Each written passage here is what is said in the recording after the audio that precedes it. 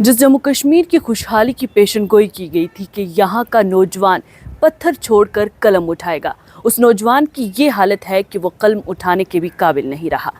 एक कागज को लेकर सड़क पर उतरा है जिस पर सिर्फ इल्तिजा और दरख्वास्त है। दरख्वास्त ये कि इंसाफ दिया जाए, उनके मुस्तकबिल को तारीख में ना धकेला जाए और उनकी जिंदगियों के साथ खिलवाड़ करना बंद कर दिया जाए।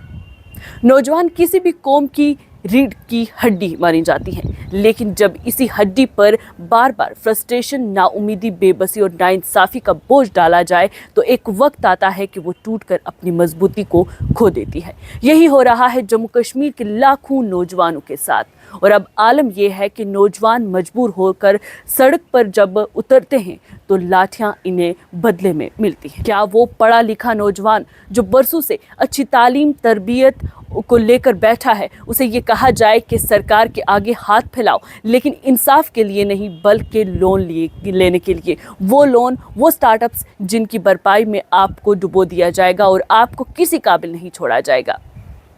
वैसे तो बहुत से नौजवान हैं जिन्होंने मुख्तलिफ महकमों के इम्तहानात दिए और नतीजे कोई नहीं निकले, लेकिन आज मैं बात करूंगी सिर्फ फायर एंड एमरजेंसी सर्विसेज के उम्मीदवारों की, जिनका एहतजाज था। कई सालों से जदोजहद चल रही है, लेकिन नाउम्मीदी इनको मानो मुकद्दर इनका बन चुकी है।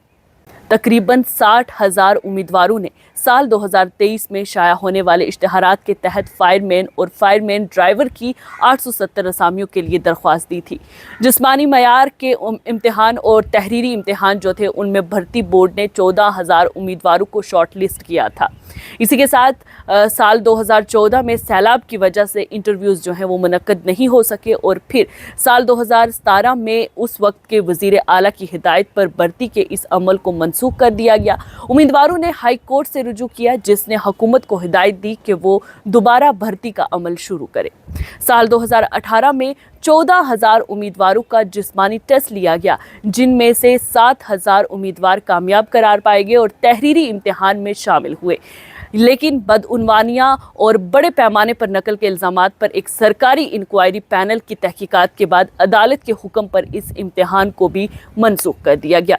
इसके बाद 20 सितंबर 2020 को एक नया इम्तिहान मुनक्कद किया गया और फिर मुंतखब उम्मीदवारों की फहरिस्त जारी कर दी गई। अगले माह भर्ती का अमल मुकम्मल कर लिया गया। हालांकि नाकाम उम्मीदवारों ने इस पर बेज़ाब्तियां और पर्चा लीक होने के इल्ज़ामात लगाकर एहतजाज भी किया।